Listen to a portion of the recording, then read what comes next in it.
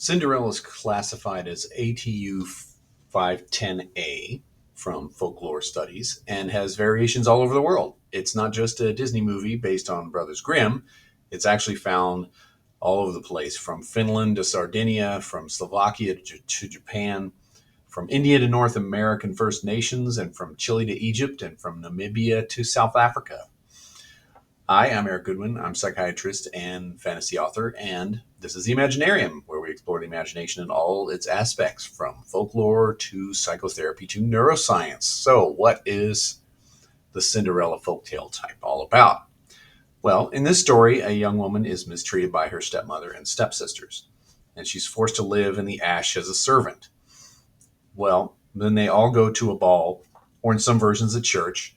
They give Cinderella some impossible task, which she manages to accomplish with the help of birds. Then she gets beautiful clothing from either a supernatural being or from a tree that grows on the grave of her mother. And this is where the title of this video comes from, because in the Grimm's version, Cinderella actually recites a magic verse that summons the spirit of her dead mother, who bestows a beautiful dress on her. So yeah, Cinderella, the necromancer. I wish Disney had stuck with this version. Bibbidi boppity boo. Anyway, Cinderella next goes to the ball unknown to the others, and a prince falls in love with her, but she has to leave early. This happens the next evening, and yet on the third evening, she drops a shoe.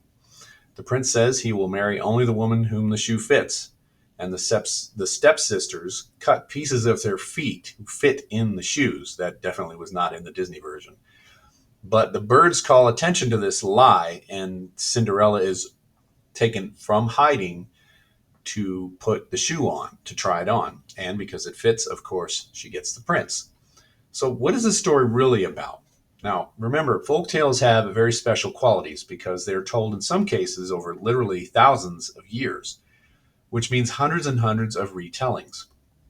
Now, folklorists have noticed that folktales have peculiar qualities. One of them being that they're rather sticky. They resist changes made to them once they settle into a given form, like this one. But why is that? Well, if you're new to this channel, then you're in for a treat, because there's about a zillion videos where I get into this very interesting phenomenon, first identified by Carl Jung and his followers, particularly Marie-Louise von Franz, and subsequently bolstered by newer findings in metaphor theory, spontaneous thought, evolutionary psychology, and all kinds of stuff. And of course, folklorists have been talking about this for a very long time. You can check out the links on my website for my academic writings on this stuff. But if you're just here to vibe, then welcome aboard, and click the like button if you don't mind. And let's pick apart what Cinderella is all about. See, here we have, like other folktales, a given situation which is of universal significance. And the folktale provides the answer to it, provided you understand what the fantastical elements in particular are symbolic of in terms of their inner psychological dynamics. Therefore, the witch in Hansel and Gretel, for example, is a malicious negative mother complex. The prince is an animus figure leading to alchemical wedding of hermetic tradition and so forth. But without getting too deep into the weeds and of all that kind of stuff, you can see here that Cinderella is about simply childhood maltreatment, specifically from social kin and family complexities from non-biological family members, i.e. stepsisters and stepmother. This is pretty consistent in this folktale, unlike, say, in Snow White, where sometimes the evil stepmother is actually the mother, which is kind of scary. But whereas Snow White is about what happens when mother-daughter relationships are soured by jealousy and bitterness, Cinderella is simply more about being bullied by a stepmother and stepsisters. So it dives into damaged female bonding that's supposed to happen in healthy families, treating one sibling as the whipping boy, as it were. Hansel and Gretel, by contrast, is about childhood neglect. So you see many of these folktales describe universal situations of emotional challenge for children and young adults. And the stories that sneakily provide the solution to them, if you understand that they are in allegorical form.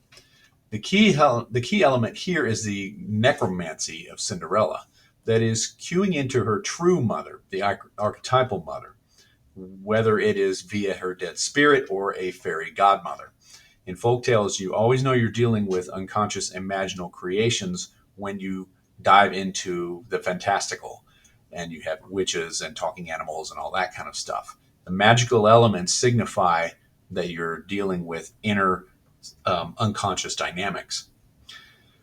Now, in this case, we have Cinderella getting in contact with this archetypal mother.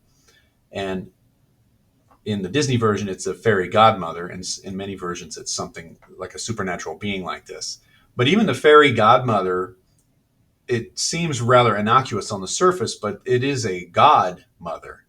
And it in the Disney version, she's depicted as this sort of slightly doddering old woman with a wand and a silly song. But this character is, of course, incredibly powerful. And the critical piece here is that in the essence of all these variations, it is the fact that she's connecting with an imaginal mother, one which can provide the needed nurturing and love that she was not given. This leads to Cinderella getting a dress, which is a symbol for a powerful persona complex, confident, beautiful, arresting, and most of all, unknown. Nobody recognizes her because she's used to being Cinderella and being the whipping child. But she temporarily lets go of this previous self, which is identified with the ashes and the cinders of servanthood. She lets go of that and lets herself become as beautiful of a princess as she is inside. She's bolstered by the true mother and trusting her own instinctive voices, which is represented by the talking animals. Also a very common element that you see not only in folktales, but in dreams. And with the hard work of accepting these helpers from outside her egoic self, only then does she get the confidence to shine in her full potential, despite her mistreatment and damage to her self-worth. But this is not just a charade.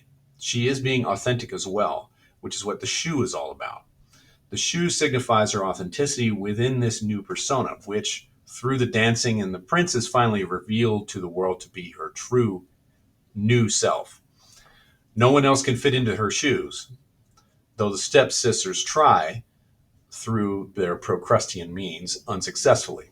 The stepsisters can be seen as negative complexes filled with thoughts of self-doubt and self-deprecation, generally the internalizing of the emotional abuse that Cinderella suffers.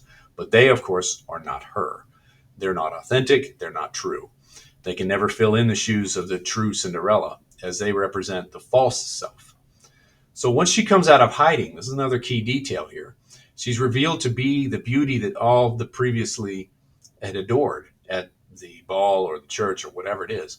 Everyone in the kingdom, the village, the tribe, or whatever version of the story you're looking at, they're all surprised to learn that Cinderella is and always was the universally admired mysterious lady at the ball or the church or the gathering. Isn't that incredible? Now, once you see what the symbolism is really about here, you can see how powerful this really is. And there are male versions of this too. Beowulf is actually an example where you have a young youth who is low rated for being an ash lad who hangs around the hearth instead of going forth to do great deeds. In the male version, it's his own cowardice that is holding him back, or laziness. Then he overcomes that and achieves victory, so forth and so on. But here we have the solution provided by the folktale. It's very beautiful, it's healing, and it's quite amazing. Considering how in modern life we tend to dismiss folktales as children's fancies, mere escapism, or silly nonsense. But here, of course, at the Imaginarium, we know better, don't we? We recognize the amazing power of folk tales and the ancient truths they contain. Because of the way oral traditions filter stories down to only the most sticky or emotionally resonant elements, we get tales that contain concentrated wisdom in a symbol and image dealing with universal problems spanning all cultures and times. So I hope you like that.